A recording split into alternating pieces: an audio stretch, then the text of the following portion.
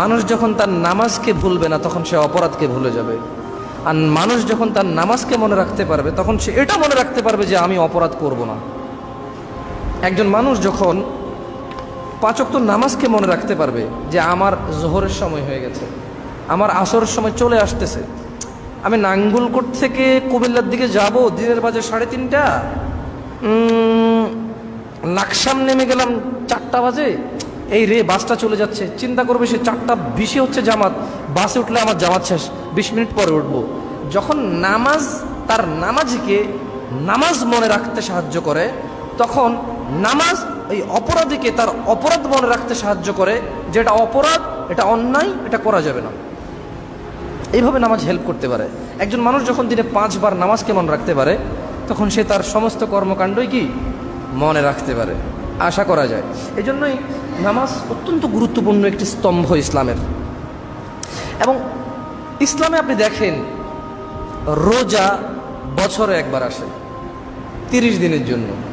দিনের বেলায় রোজা, রাতের বেলা কিন্তু মানুষ রোজা না।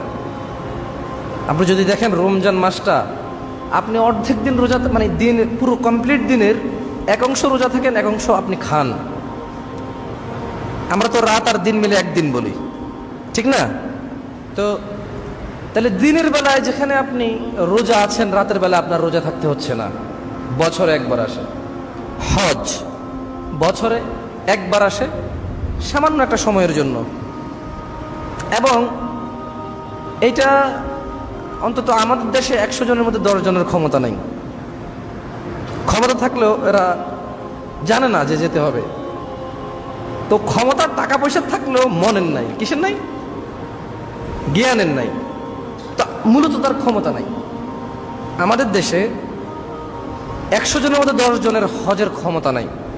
এর মধ্যে এই 90 জন যাদের ক্ষমতা নাই, এই 90 জনের মধ্যে কিছু আছে অর্থের অভাব, বেশিরভাগটা।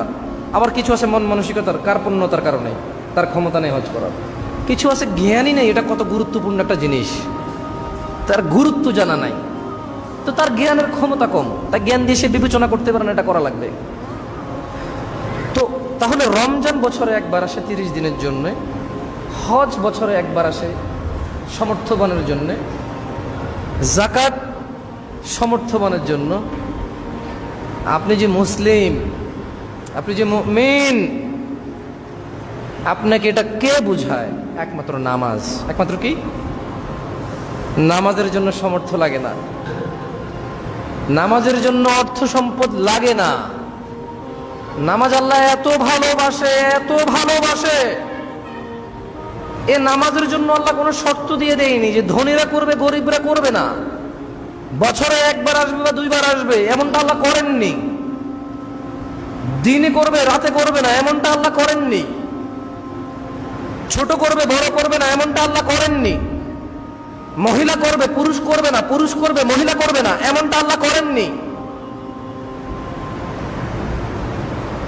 এই নামাজের জন্য সুস্থ অসুস্থ মানুষ আল্লাহ ভাগ পার্থক্য করেননি, যে জ্বর হলে নামাজ পড়তে পারবে না, কাশি হলে নামাজ পড়তে পারবে না।